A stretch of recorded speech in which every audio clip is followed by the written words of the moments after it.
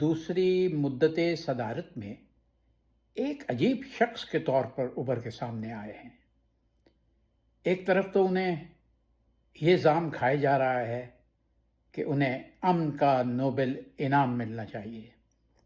اور دوسری طرف غزہ میں جس طرح سے نسل کشی ہو رہی ہے اس پر جیسے وہ کھل کے اسرائیل کی حمایت کر رہے ہیں، اس کے بارے میں خود نوبل امن انعام کمیٹی کو سوچنا چاہیے کہ وہ ملک جو ان کی اس کے لیے حمایت کر رہے ہیں وہ خود کہاں پہ کھڑے ہیں۔ ڈونلڈ ٹرمپ کو سوچنا چاہیے کہ وہ دنیا کے ایک طاقتور اور بڑے ملک کے صدر ہیں، انہیں اپنے بڑے پن کا مظاہرہ کرنا چاہیے، لیکن بہت سے مقامات پر انہوں نے جس طرح اپنے چھوٹے قد کا مظاہرہ کیا ہے وہ نہایت افسوسناک ہے، جس سے یہ معلوم ہوتا ہے کہ ان کے ارد گرد ان کے جو مشیر ہیں وہ بھی اسی ذہنی سطح کے ہیں۔ ابھی حال ہی میں وہ برطانیہ کے دوسرے دورے پر آئے اور انہوں نے یہاں کے عوام کے ووٹوں سے منتخب لندن کے میئر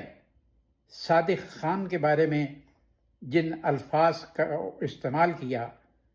انہیں سننے کے بعد جیسے انسان کو متلی ہوتی ہے کہ کوئی بازاری شخص بھی یہ الفاظ استعمال نہیں کر سکتا، اور پھر انہوں نے امریکہ پہنچ کر یہ واضح الفاظ میں کہا کہ میں نے برطانوی حکومت کو مجبور کیا تھا کہ عشائیے میں صادق خان کو مدعو نہ کیا جائے۔ میرا خیال ہے اگر وہ یہ نہ کہتے تو ان کی عزت رہ جاتی۔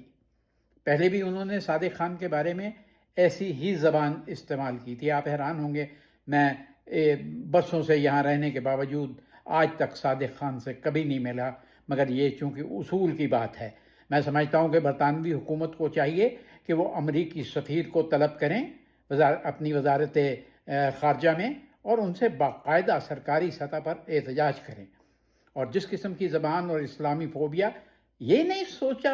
ٹرمپ نے کہ برطانیہ ایک آزاد ملک ہے، اس کا اپنا قانون آئین ہے، ریٹن نہ صحیح ان ریٹن صحیح، وہاں اسلام کس طرح سے، شریعہ لا کس طرح سے قائم ہو سکتا ہے؟ اگر اپنے گھر میں کوئی شریعت کو استعمال کر رہا ہے اور شریعت پر عمل کر رہا ہے تو اس پر دکھی ہونے کی کوئی بات نہیں ہے۔ اس سے بڑھ کے سب سے بڑی بات یہ